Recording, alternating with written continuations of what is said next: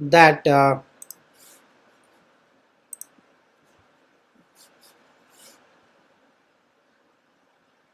that spiritual enlightenment is generally not for all.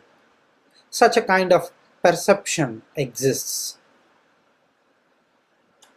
It's only for a specially chosen few, and we are not for it. We are not yet qualified for it. Few people may go away from it. And there are other perceptions, some religious perceptions also. Spiritual intelligence is for certain castes. Something like Brahmins only can attain that spiritual intelligence because they have done read a lot of Vedas, acquired a lot of knowledge, and that all those things are needed. They have studied the Srimad Bhagavatam, Ramayana, Mahabharatam, Bhagavad Gita, so only they can attain spiritual intelligence. These are misconceptions. Anyone who is willing to wake up from sleeping can attain right in this birth, before death. Anyone can attain spiritual enlightenment. And so the shlokas that we are looking at, the meanings that we are enjoying, these are not only for something far away from us. These are very much applicable to you, whoever you may be. If you are listening to this, it is very much applicable to you. It's relevant to you, and you can spiritually be enlightened. I can spiritually be enlightened. Anyone who listens to it can be enlightened. And enlightenment or spiritual enlightenment is based on our experience. What we have been looking at is not anything that is after death. That is another misconception. Moksham is something that is attained after death. That is also not correct. Moksham can be, liberation can be attained right in this birth while we are alive. Just that person has woken up, jolted from what that person was thinking all along. That is the reality. Now that person is jolted, woken up from a deep slumber. Anyone who is willing to wake up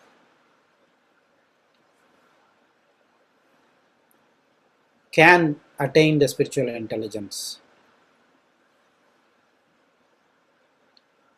The advantage is that whatever that we are thinking as worries or botherations, the ones that are binding us,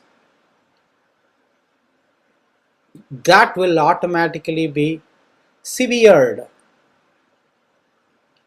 and we reach a stage, a mental state. It is nothing to do with mental state as well, because there is no intelligence that is needed, because mind is not even involved in this. That is the beauty of it. We don't have to acquire PhDs. We don't have to learn deepest part of Vedas and understand the essence of it. Nothing. Because there is no intellect involved. There is no analysis, analogy. The willingness to wake up is what is needed. Because end of it, enlightenment is an experiential truth. Even though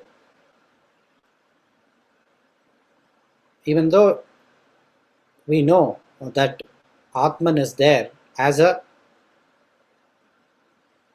hearsay, what we heard, it has to be experienced, and that experience of Atman, of ourselves, right? That is what we already are, but we have slapped ourselves with a lot of layers around. And the intelligence, spiritual intelligence, is about letting go of those layers and ending up with ourself, which is our true identity. Now we have put on a lot of masks to show and we see ourselves as a different personality. This is what me. Once those, and these are all, those personalities are all concoctions of the mind, projections of the mind. What I see and I inside my world, I project it to be true. And so I start hallucinating in that world. Once those hallucinations are erased from the mind, so it is not even acquiring any new knowledge. We are not even building or becoming anyone. If you look at it, spiritual intelligence or Nirvana is nothing about becoming anything. It's like to go into our own true nature. All along we have been. Just that in between we acquired something that is building up around us, which is preventing us from seeing our true identity. So with that introduction, I would want to stress that before we enjoy rest of the shlokas, treat every verse as much relevant, 100%, probably 200% relevant to you. Never think that these are something that I'm not even ready for all. If you have reached up to this stage of listening to Bhagavad Gita, we are very much eligible for enlightenment. All is needed is some kind of work within ourselves. Work not to get new knowledge, work to use the knowledge to remove what we already have built within ourselves. Then I am sure that every one of us will be able to appreciate the value of spiritual intelligence. Spiritual intelligence, you can think of it as another intelligence. But the only thing is, it is not, every other intelligence is acquired by mind and intellect. This intelligence is acquired by heart. So let us start enjoying these verses using this as the background. Where we left off last week, we will just start from there. 68th verse is what we left off. Let me share my screen. Let's start from 69, verse 69. It says, Ya nisha sarva bhutanam tasyam jagarti samyami yasyam jagrati bhutani sa nisha pashyato mune.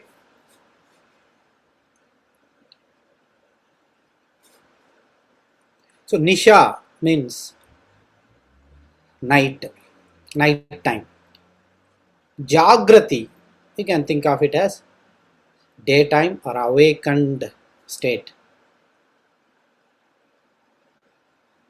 Two people were being spoken here. One group of people, Bhutanam, Yanisha, Sarva Bhutanam, the people in this world. And the other group of people are the enlightened people, enlightened ones. In this verse, it is stated that All people, the worldly people who are still not enlightened, to whom whatever that is night, that night will be day for the enlightened one. And whatever that is day for the worldly people will be night for the enlightened one. It is a simple difference that we can easily appreciate. It is more of a phrase.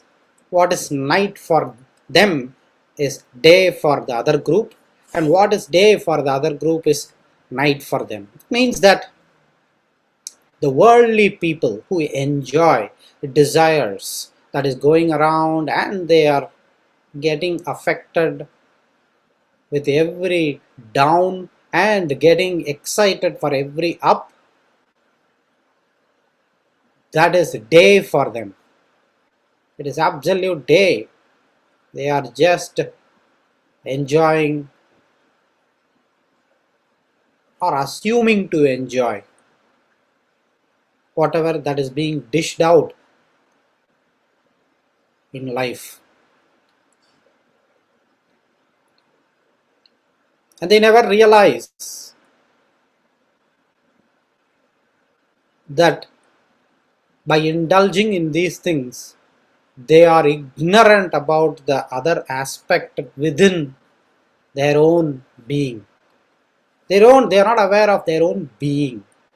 They think that they are limited by their indriyas and their mind. And they think that that is life. And they live in the day. Whereas the realized, enlightened person is undisturbed by all those material enjoyments. He is not even bothered about it. To him or to her, it is day, it is night time, dark. What is day for rest of the people is night for this guy or girl who is enlightened, because he doesn't see, not interested in anything. For the rest of the people, judging others, gossiping, to get worried about the things that are impermanent is the nature. Daytime is their nature. Whereas for the realized person, totally dark about it. He doesn't even know anything about it. Or he or she. Whenever I say he, we can add she to that. That person is totally not aware of it. It is not that he avoids it. It is just that that person is totally disinterested. He's not even aware of any such thing. For example, in the real world, if you wanted to live a happy life, people would advise that be smart. Do not be so fool that you give away everything to others, and what will you have? Be smart. And we treat even brothers as brothers or sisters or kith and kin as strangers.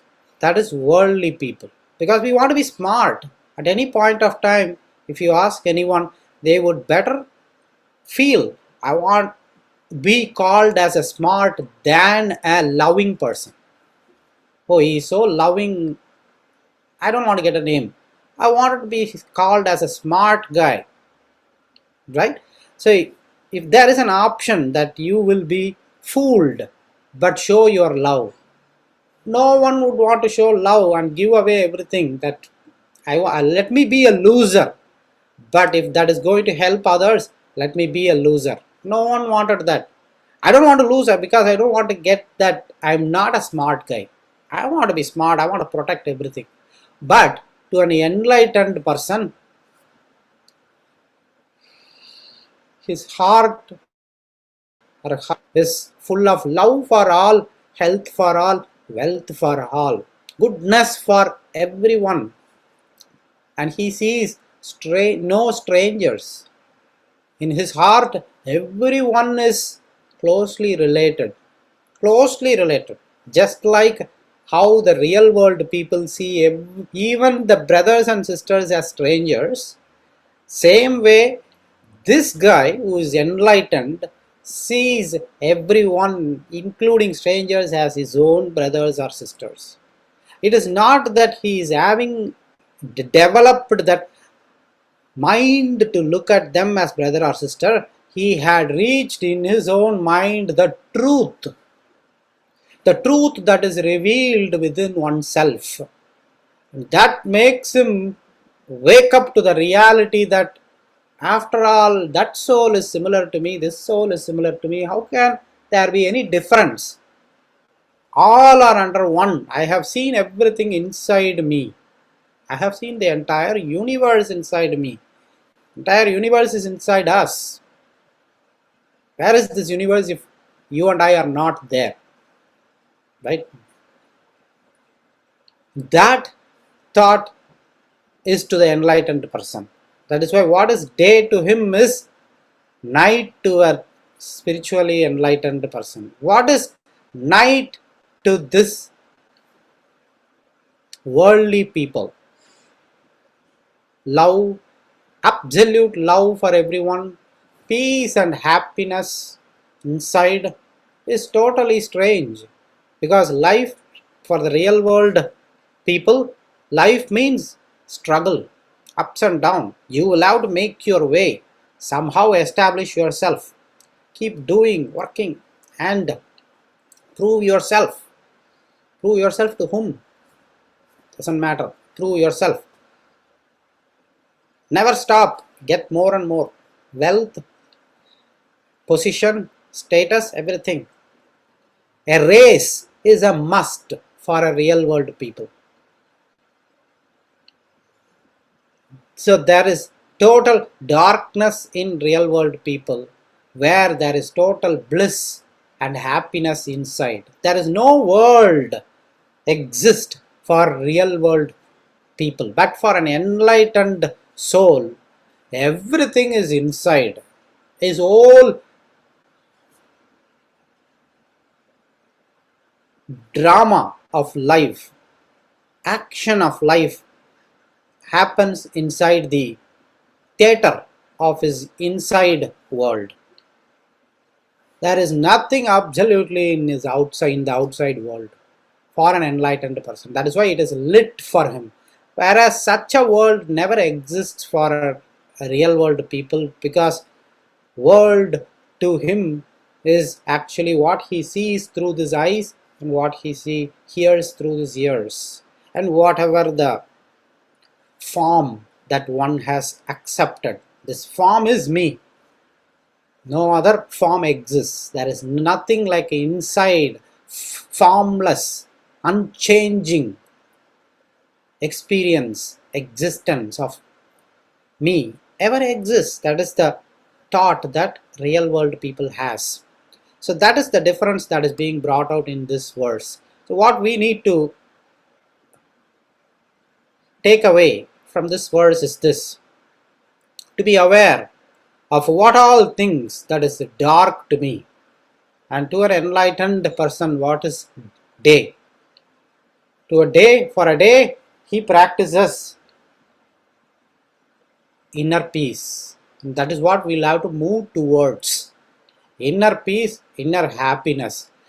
How it is going to be outlined by Krishna in the next few verses. Here he is just giving in the previous few verses and in the next few verses high level overview of what is the difference between an enlightened soul versus a person who is struggling in the real world. What is struggle for a real world guy is absolutely no struggle at all for an enlightened soul. And of course, for what is not at all a struggle for a real world guy, indulging in pleasures of experience, right, of eyes or ears, 5 indriyas. That is day for him. That is easy for real world people, for us. But for an enlightened soul, that is dark. He cannot, she cannot. They will just do whatever that is needed, and then it will be strange for them to indulge a lot. By nature, not that they have just built some ideas that no, we should not indulge and they are restricting themselves. That becomes their nature. Imagine that we have got that nature, that we are unperturbed by any of the distractions around, in terms of experience, in terms of anything that we, worldly people, worldly enjoyments. That is the ideal state that an enlightened person reaches. And the reason that this verse is being placed is to compare ourselves and to know, be aware of the difference. That anyone can say that I am also enlightened, but have we gotten to that state of becoming dark to anything that is in this world, of attachments, of strong bonds that we have created to this world, in this world? My house, my brothers, my daughter, my wife, my husband. That is that binding that we have created, and anything happens, our whole existence is rocked. That is the real world.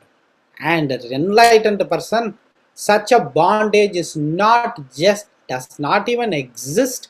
That doesn't mean that they don't love, but instead that intense bondage is distributed to everyone around, not just one. My family. Why my family? Why not everyone? Why not share that happiness and love?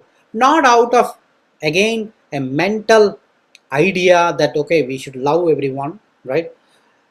It's a good idea to just to assume it as a truth. Wow, that is a good idea to love everyone. Not that way. It becomes an emotion naturally built within that person, naturally revealed within that person, not built. Because again, it's not, nothing is built. We already are that, and that is revealed to us as part of enlightenment, right? And that is why now he is not seeing like this person, my father, my mother. Everyone seems to be, he is attracted towards everyone naturally. So that is the state. Let's move on to the next verse. That was 69. Let's move on to the next verse. Apuryamanam achala pratishtham samudramapah pravishanti yadvat tadvat kamayam pravishanti sarve sashanti mapnoti na kamakami. Apuryamanam achala pratishtham samudramapah pravishanti yadvat. So when the waters enter the ocean is not overflown with more water. Ocean already has enough water. Likewise, an enlightened person, while living among the desires,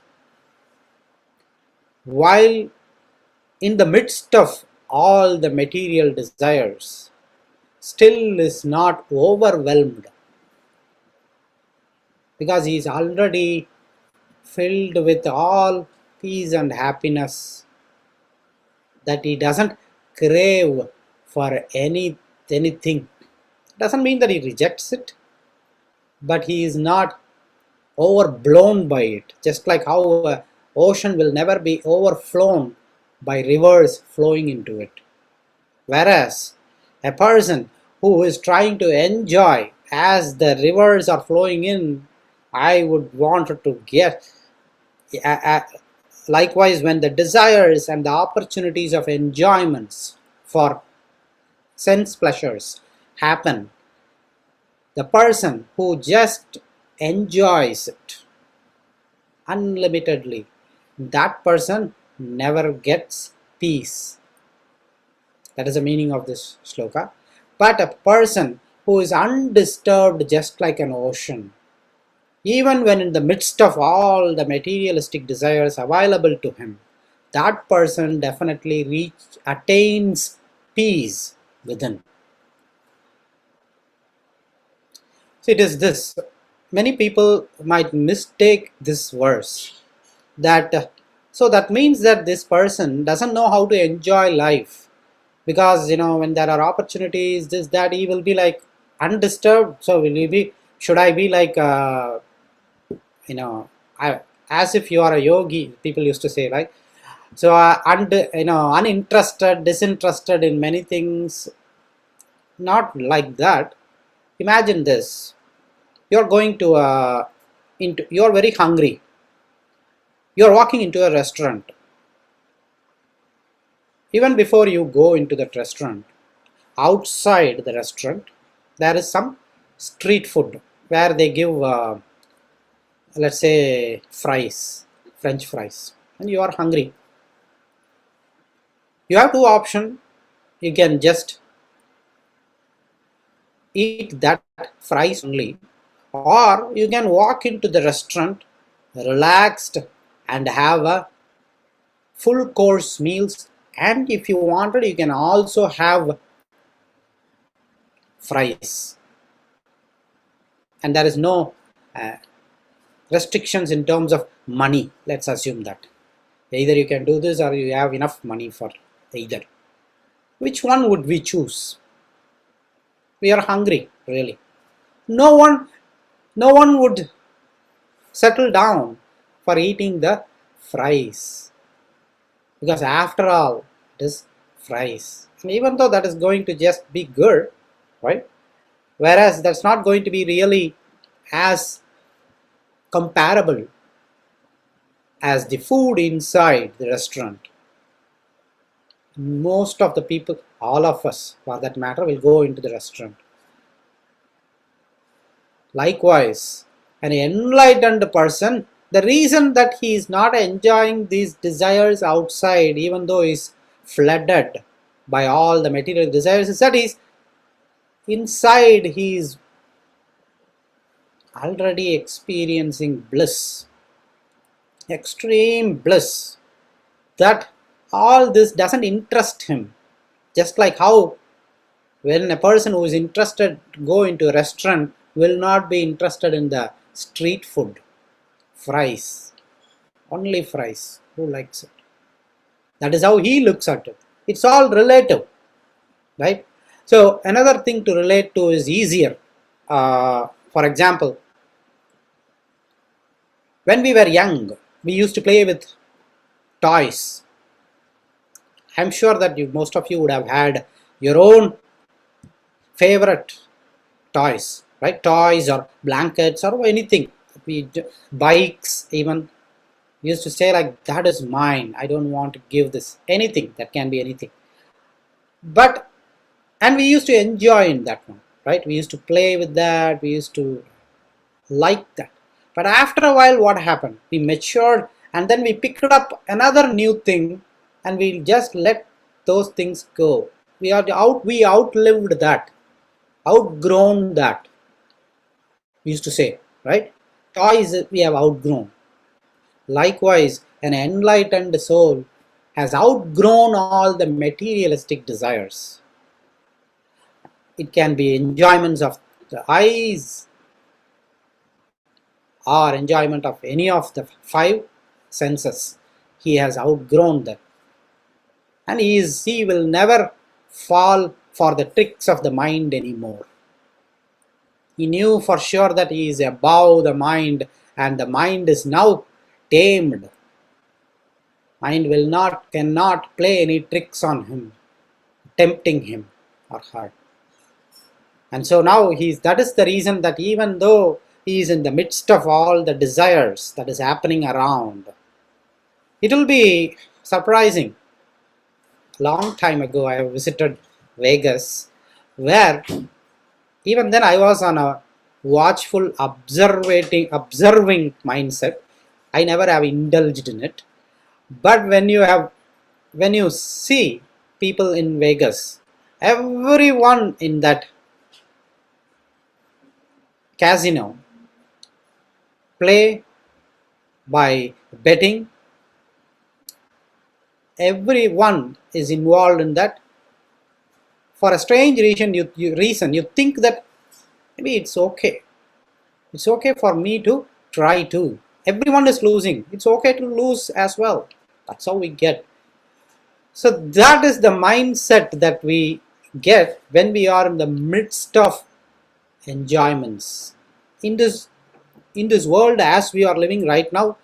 That is what is happening. When we look around, everyone is doing this, so it is okay to do that. Everyone is buying a house, so I'm buying a house. Everyone is getting to do that. A Tesla car, I buy it. Whether what is my inner being has any message about it, I'm not interested to listen to. I'm looking at outward and accepting it. But an enlightened person, on the other hand, is more inward driven. He listens to himself a lot than to the outside world, and then deciding his actions based on that. His mind cannot trick him based on what is happening outside. Right? So that is the reason that in this shloka, everything happens around. He stays like a fully satisfied ocean where no more waters, whether rivers bring in more waters or drought, no waters. Ocean remains steady and satisfied, never overflown or excited about bringing new water, or not worried about not getting any new waters. Same way, desires around or not around doesn't bother the person. It is not that the person had created that mindset or developed that mindset. Again, it has nothing to do with mind. It has to do with our being, and that being should be established. Right now, that being is there, and we are not aware of it. We are not aware of our own identity. We are thinking that our ego, our mind is our existence. Once that is established, then that becomes a natural state of that person. That go on to the next verse. Okay. Vihaya kamanyah sarvan pumanscharati nihsprihah nirmamo nirahankarah sashantimadhikachati. If you have not listened to any of the previous verses, if you have not listened to any of the discussions or understood anything, this one shloka is just enough to get everything in. Let me read it once more. This understanding, this one shloka is just enough for second chapter, because he is bringing it to a close. He is just crowning this chapter. Krishna is just crowning this chapter with this shloka. Vihaya kamanyah sarvan pumans charati nihsprihah nirmamo nirarhankarah sashantimadhikachati. Vihaya, just drop everything. Desires. Kaman is desires. Yah, one who does that. Sarvan, everything, all desires. Pumans charati. Puman is person, an individual. Nirmamo nirahankaraha sashantim adhikachati. Nirmamo nirahankaraha. These two words are the pivotal words for spirituality. If you wanted just in spirituality what is important, or if you have been looking for all praying or Vedas, or two words are rare words. Nirmamo nirahankaraha, mamakaram and ahankaram. Those are the two words. This mamakaram and ahankaram are two things in us that is preventing us all along from seeing our true identity. Mamakaram is the ego, the I concept, and mamakaram is the your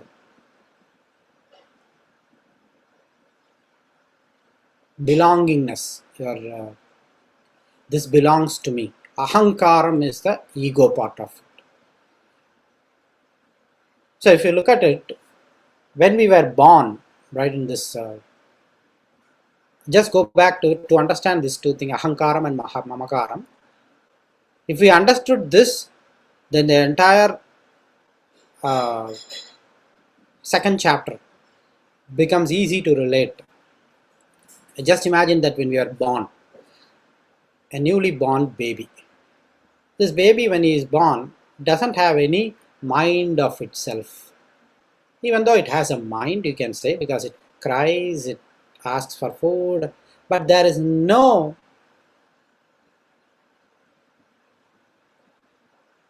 sense of I concept. I am this, right? I am a baby. That I is not there in that baby.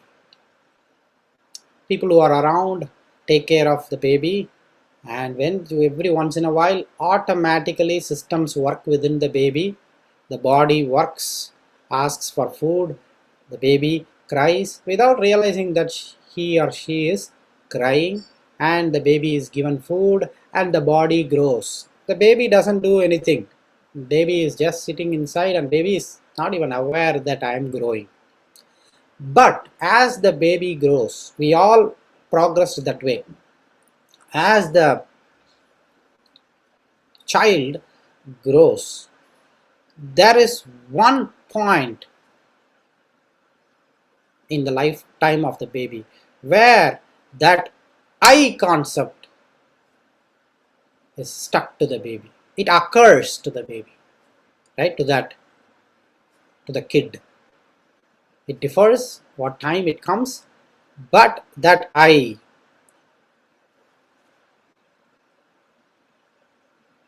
that happens within that baby. That point on, it is like, I want this. Everything goes around that I concept. So our inner being wakes up to that I. Right? All along the baby is being sleeping in a sleeping state, you can say, because we ourselves don't remember 2 years, 2.5 years, 3 years, hardly partially, right? This happened to me. The first memory of that happened to me, right?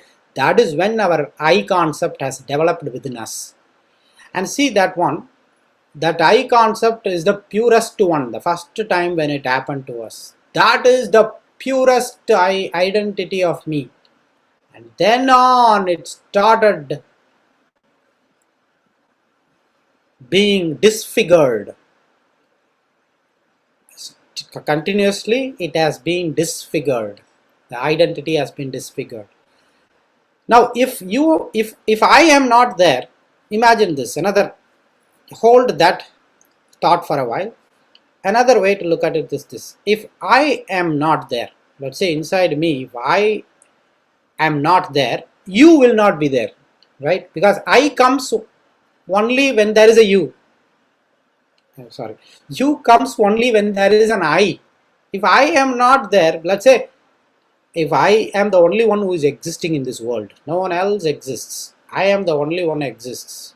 Now I am the one who will observe everything, right? I will just wake up one morning and see that where all no one is there around, and I see an ocean. I don't even know the word for it yet. So the words are biggest enemies for us. You will know it later on, but the words are our biggest. We think that the words are friends, words are needed for any language, but the words caused greater impairment to our identity. Using the word I cannot express because I don't know, I am the only one who is existing in this world. I will see an ocean, so I'm just in my inside is just not saying anything, but it is saying a lot of water or whatever that is. How we perceive that ocean varies from individual to individual. Now that we named it as ocean, everyone will say that that is an ocean, but ocean is just a word. If you look at it, ocean is just a word, but ocean is there. That is the real ocean, isn't it? When you look at your eyes, what you see inside you is not that word ocean. You see a thing with that is filled with water, and you see a mountain. We watch this, right? Mountain. We see everything around us, and I am the only one. Remember, I am the only one. We are just observing it. I observe. I observe. Who is that who is observing it? Is my eyes? If you think at it, these are my eyes, and that is not me. So I am the one who is observing it. So when I say I am the one who is observing it, who is that I? Just think about it. Who is that I who is observing it? I cannot say that this I is observed, because these eyes are just tools given to me to just see what is happening, to capture an image of this world and give it to me inside. And these are my eyes. The moment I say these are my eyes, they are not me. I don't say that I is me, right? So these are my eyes. So my is belonging, just like my car, my house, my eyes. So these eyes are not me, and these eyes are watching this ocean and this mountain, and I don't know yet. I'm not attaching any words to it. Ocean and mountain, a scene that is in front of me, I'm just bringing in and absorbing into me, and goes in. Brain understands it, right? Brain understands it in a way. It doesn't yet know that ocean mountain. Ocean mountain is a language that we learned later on in our life. But if I am the only one who is existing in this world, I will not see them as ocean and mountain, right? I will just see them as a figure, and then I will just have it inside my brain. My mind analyzes it and stores that images, right? And still I observed it, right? And I remember it, right? My memory is helping me to store that information. Later on, whenever I see a mountain, I remember I saw a mountain there also. I don't put them into words. If you look at it, if I were just one person without knowing any language, I will not associate that I saw there, or even I will not know that memory is there and memory stores it. I'm just observing all these things, and I'm internally I'm figuring out that, oh, I saw there, even though now I'm putting it in English words. In my mind, within me, I just experience that observation happened elsewhere also, right? And then I go on with life, and then I start doing. So there is one entity who is observing everything. Imagine that this life is only with In this world, you are the only person who lived ever. Throughout 100 years, you roamed around this world, you observed many things, you had experienced many things.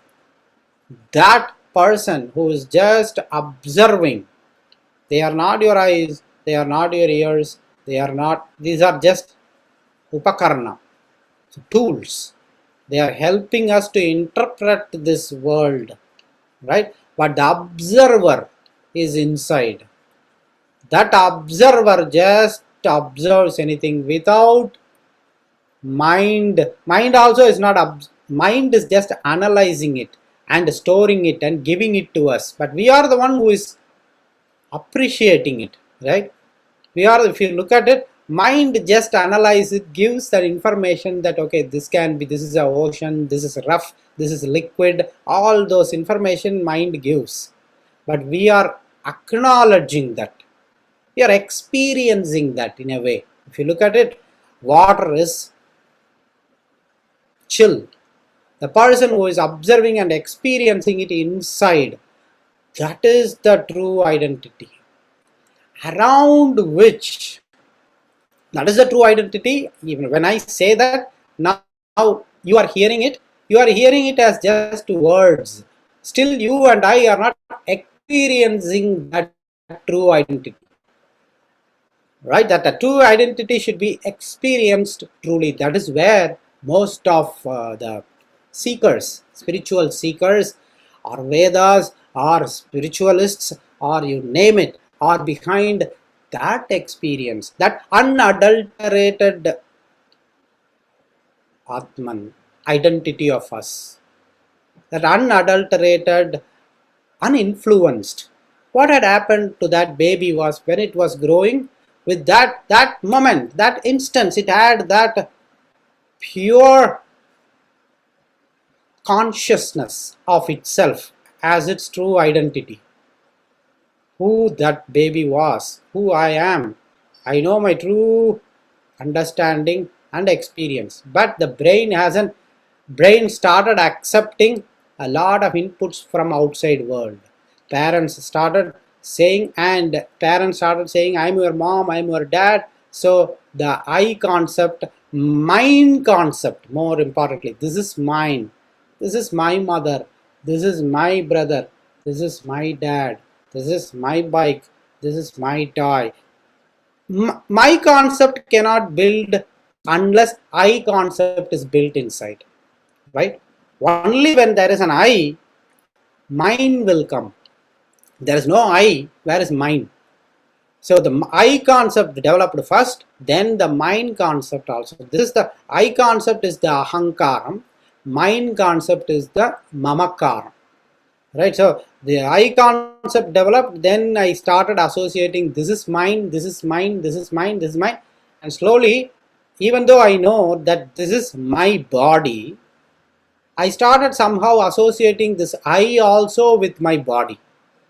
I am my body, I am my mind, I am whatever this is, I am this student, I am this Ramakrishna, I am this Vishwanathan, whatever name that is, right? I started associating myself with those externally given. Name is also, did we choose that name? No. People named me Partha and they said Partha, Partha, Partha, and I started attaching so much of association, my identity towards that name, Partha, that now I am Partha. I became that. But the realization should happen that Partha is a name, it's just a word that is given. That is not me. Right? Why? Who am I? That is the question that every seeker starts asking. And the answer to that is should not be gotten in a minute or in an hour or in a day, but it is the answer that will give the true answer for identity. That is what all seekers in this world are behind. So now if you are listening to this, you know that all Vedas, all Upanishads, all scriptures, temples, TTD or anything Kedarnath, Badrinath, wherever you go, only thing people are behind is that identity. How can I find the true identity of me? How can I let go of the false identity? False identity is there with us. If you look at it, we have something called ego, right? That ego is our false identity. So that false identity is like, you can think of it as a little that it gives a incorrect projection of ourselves to us, and we think we borrow that ego, and then we start thinking that that is me, that is me, that is me, that is me, and then this is mine, this is mine, this is mine. That ego says that this is mine, this is mine, this is mine. So we all start accumulating around that false identity that we all have built. If that in spiritual enlightenment process, as advised by Krishna in Bhagwad Gita, or any other method, even Krishna himself is going to say that there are hundreds of methods for enlightenment. In any process, that false ego will die, that false ego will fall down. That is when the enlightenment starts. That is when the true identity automatically reveals itself. How to, that doesn't mean that we should go behind shooting that false ego, or becoming mad at ourselves that why is this false ego coming behind me, I don't want to be false ego. It will not go by all those things. By focusing more on our true identity, that is the dhyana, meditation, whatever what people do, even those yogis who go into the Himalayas and then sit there for hours together, what do? They focus on the true identity. By focusing, meditating on the true identity, false ego automatically packs its bags and goes away. Once that false ego goes, along with it, that belongingness in this world about mine, that thought also vanishes. Once that false ego and that belongingness, false belonging, vanishes, then that person is established in his true identity. Once that happens, nispruhaha, or the whatever that has been previously said, desires that are haunting now, desires that are not leaving us, right? Where do we go for this vacation? This the automatically is gone, because they all belong to that false ego of us, right? Mind are right. So that is this, if you can put this together and then just think about it, and at least at an intellectual level, not an experiential level, but intellectual level, if you are able to appreciate it, then that itself is a great step towards enlightenment. Because number one step is to understand that false ego exists and that is binding us, right? So let's see the next verse.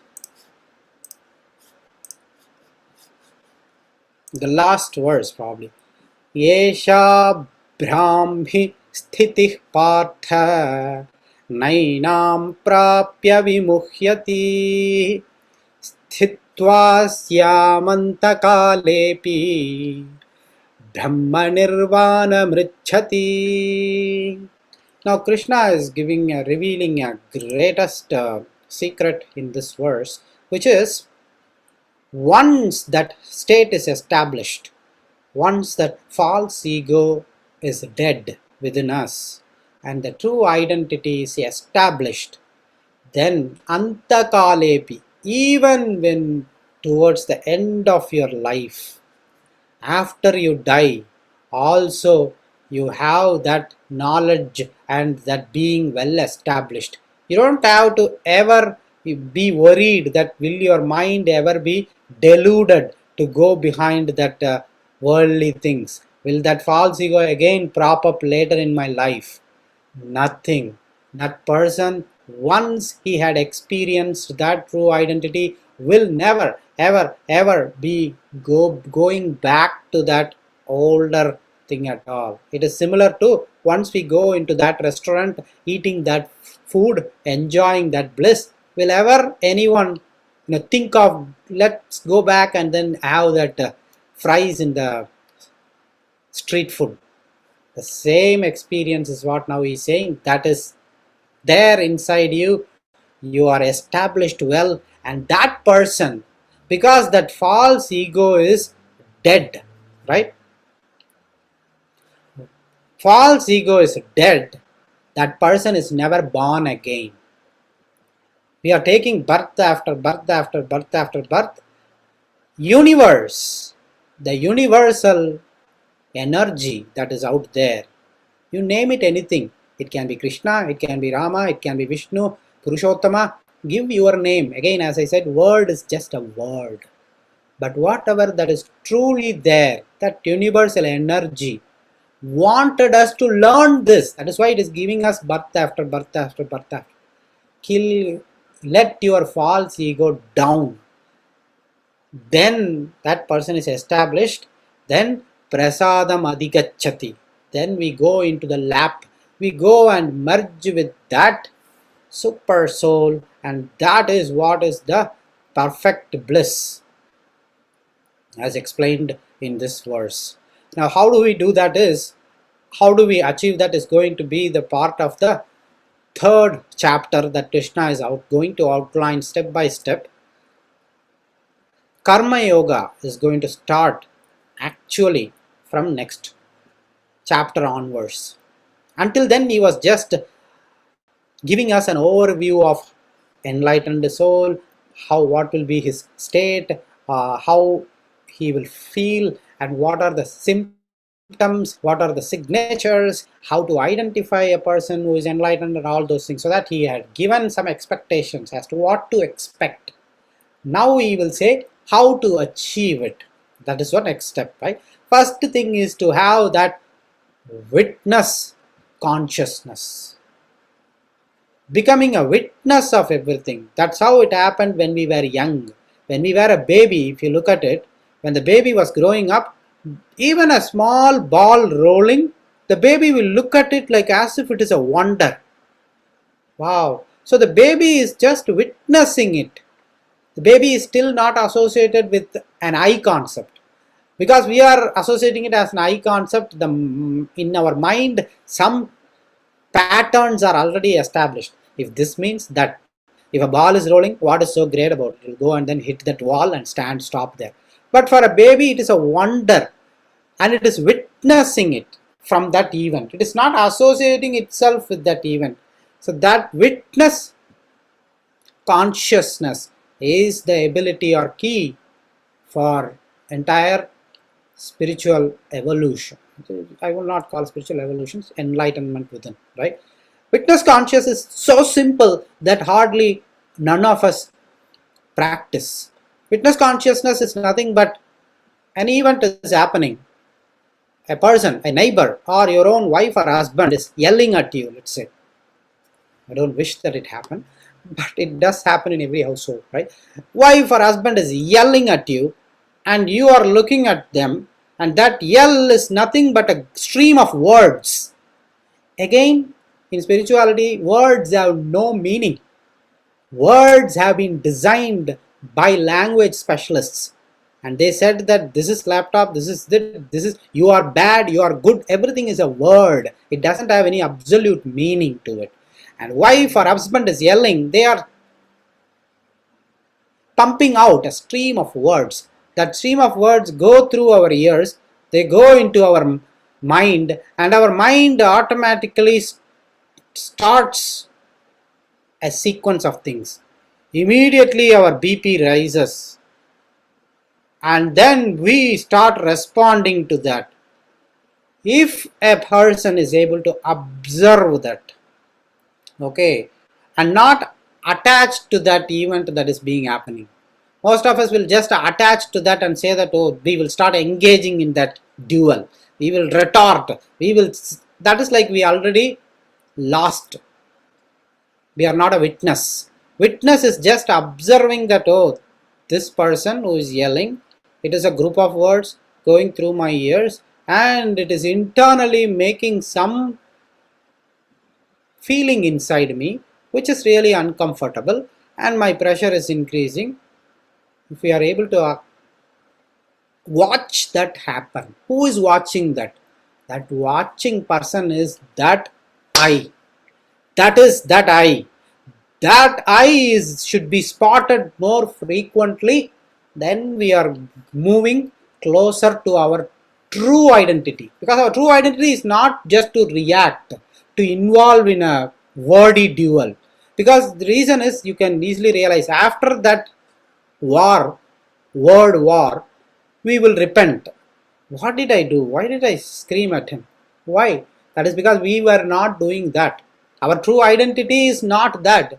It is just the emotions and the mental patterns that were established within us tells us automatically to react and respond and hurl words at that person. If we are able to observe it, then we can stop our reaction. Let that person scream. Let that person scream. How long he can scream? Let me observe. Naturally, the other person will slow down, right? Because we are not doing anything. And that is not important. Whether the person can keep screaming or slowing down is not important. For us, we got a great knowledge, experience to that knowledge of observing our own emotions. That is what we are going to do starting from third chapter. Let's see that how it goes. Shriyah Kantaya Kalyana Nidhaye Nidhayethinam Shri Venkata Nivasaya Srinivasaya Mangalam. Sarvam Shri Krishna Arpanamastu. Shanti